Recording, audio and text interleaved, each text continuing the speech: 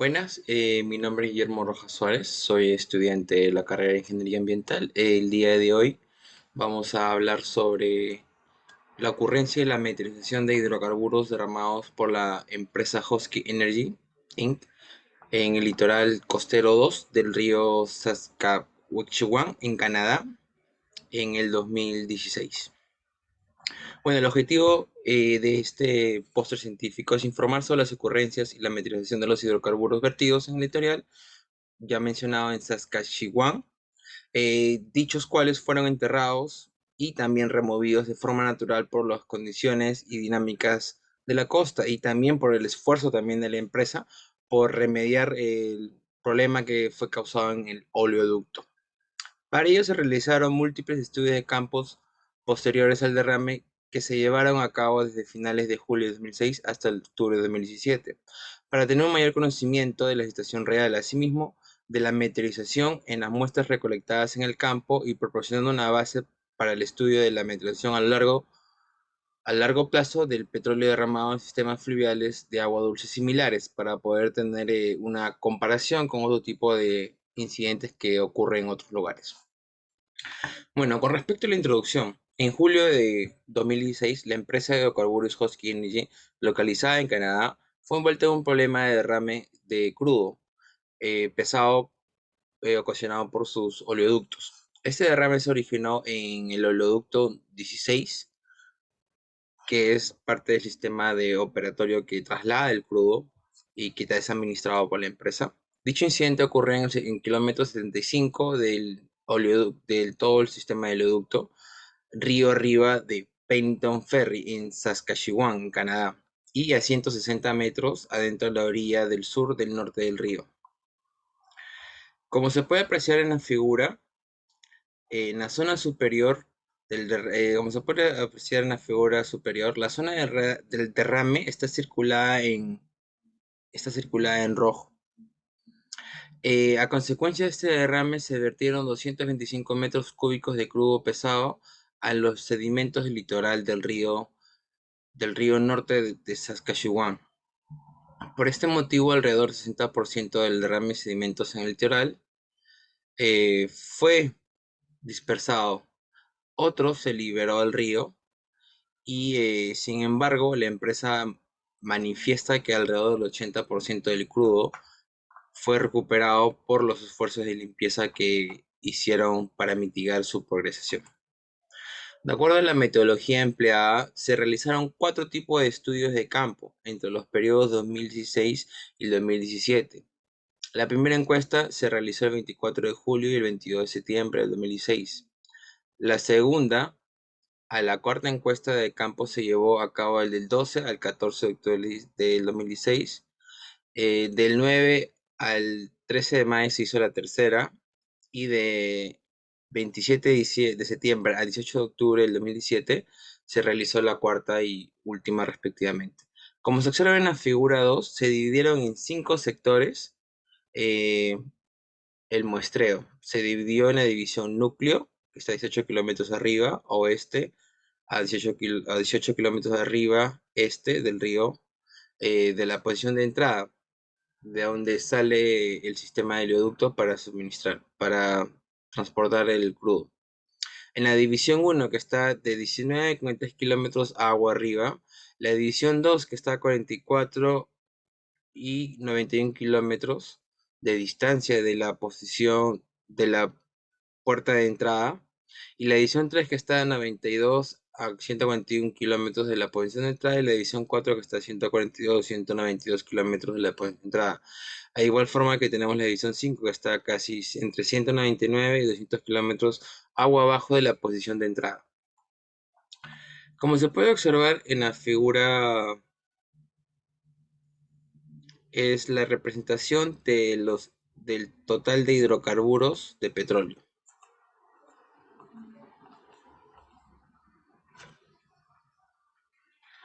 Bueno, continuando. Se recolectaron muestras de las superficies con una profundidad de 10 centímetros del litoral del norte del río de Saskatchewan.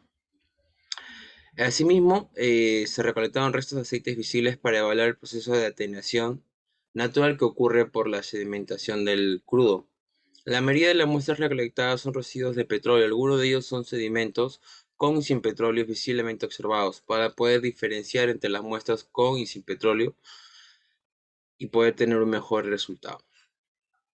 Todas las muestras fueron analizadas por el sistema de GC, FID, para obtener el total de hidrocarburos de petróleo, para obtener el total de hidrocarburos sulfíricos, total de hidrocarburos de THA, TAH, por los sistemas de GC y también por el sistema de MS en el modo de monitoreo selectivo de iones para hidrocarburos individuales. Los objetivos identificados incluyeron alcanos de la categoría CN9 a C40.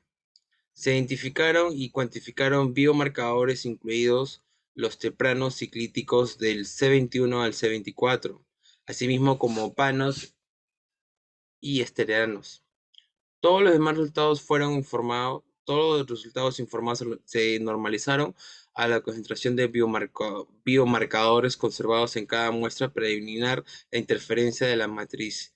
Eso se refiere a que se usaron ciertos tipos de biomarcadores en cada muestra para obtener ciertos resultados específicos. Por otro lado, la meteorización de los residuos de petróleo se evaluó utilizando la relación relativa entre la medición de la concentración de objetivos específicos y biomarcadores del petróleo como los opanos. En este sentido, se utilizó la suma de las concentraciones de los biomarcadores de una muestra en uso como índice para evaluar la tasa de composición y el grado de metración, minimizando la interferencia de la matriz en la muestra, corroborando lo mencionado anteriormente, que se usaron ciertos tipos de biomarcadores para unas muestras específicas. Bueno, con respecto a los resultados, eh, luego del derrame ocasionado en el oleoducto 16, perteneciente a la empresa de Husky Energy, eh, fueron, se encontraron petrogénicos, pirogénicos y biogénicos que eran de origen de petróleo, pero eran previamente a otros derrames que habían sido ubicados en la zona, demostrando que las características de los hidrocarburos distinguen entre las que fueron encontradas por el derrame de Husky y por las que fueron encontradas por otro tipo de derrames en otro tipo de periodos. Es por ello que se encontraron sedimentos mezclados con aceite de Husky y muestras de restos de aceite que no eran de Husky. El estado de la contaminación de los hidrocarburos a lo largo de la costa estudiada varió mucho entre la serie de las prospecciones, ya que durante las 4 muestras de campo hubo variaciones diferentes entre los resultados encontrados que discutiremos ahora. Este cambio puede atribuirse a la efectividad de las actividades de descomposición después del incidente del derrame y al movimiento natural del banco altamente erosivo relacionado con las características geográficas de la costa. Eso se refiere a que como hay un flujo constante que va arrastrando la arena y se va también llevando el crudo que está dentro del litoral, dentro del margen litoral, esto permite que haya un constante lavado, se podría decir.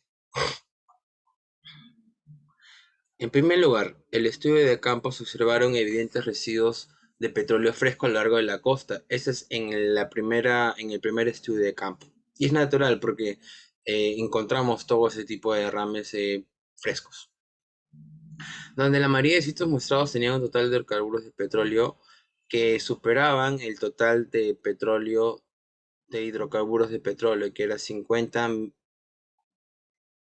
miligramos, y algunos de estos sitios de la división 2 tenían un THP mayor a 400.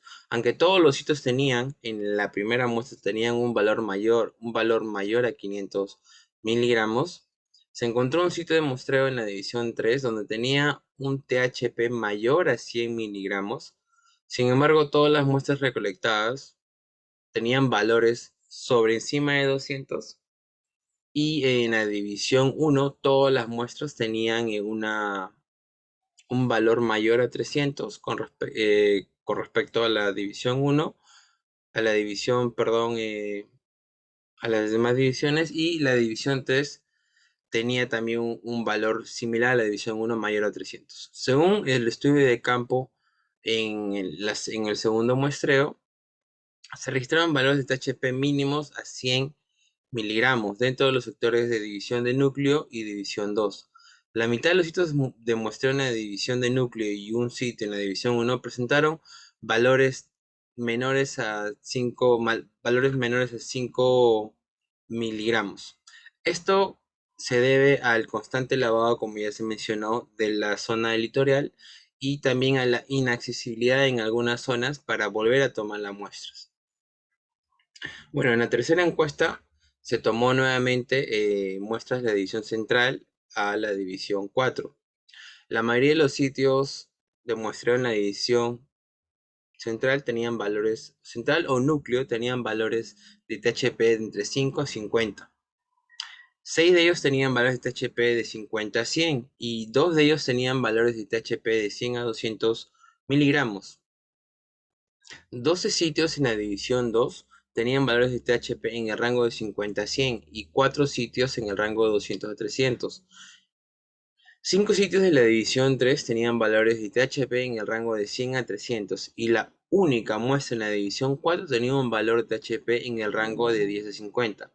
Como podemos observar, desde la primera muestra a la segunda vemos un cambio muy drástico. No obstante, en la tercera muestra se vuelven a encontrar rangos superiores a los 100 y rondando hasta los 300 miligramos. No obstante, esto de acá se debe a que durante el periodo de del segundo muestreo se encontraba un periodo de hielo y en la tercera muestra ya se puede observar que como el hielo está deshielándose, se pueden ser más visibles los rastros de crudo previamente depositados en el derrame que ocurrió en el oleoducto 16. En la cuarta encuesta de campo en octubre de 2017, cabe recordar que la tercera prueba de campo también se realizó en mayo del 2017. La cuarta encuesta de campo se realizó en octubre de 2017, encontrándose que la mayoría de los residuos de petróleo observados en mayo del 2017 habían desaparecido. Por lo tanto, todas las muestras durante este estudio son sedimentos sin ninguna cantidad significativa de aceite. Los valores de THP para todas las muestras fueron menores a 50 miligramos. Esto explicando uno, debido al derretimiento del hielo, permitió que la biodegradación natural vaya efectuando la descomposición de los crudos y también el constante flujo y lavado del río haya disminuido los valores de THP, en este caso de hidrocarburos de petróleo totales, presentes en todas las muestras. Bueno, en conclusión, las muestras realizadas en el litoral del río norte de Saskatchewan muestran que luego del derrame se ha disminuido de manera considerable la presencia de hidrocarburos derramados del oleoducto 16. Esto debido al movimiento de materiales altamente, un minuto por favor,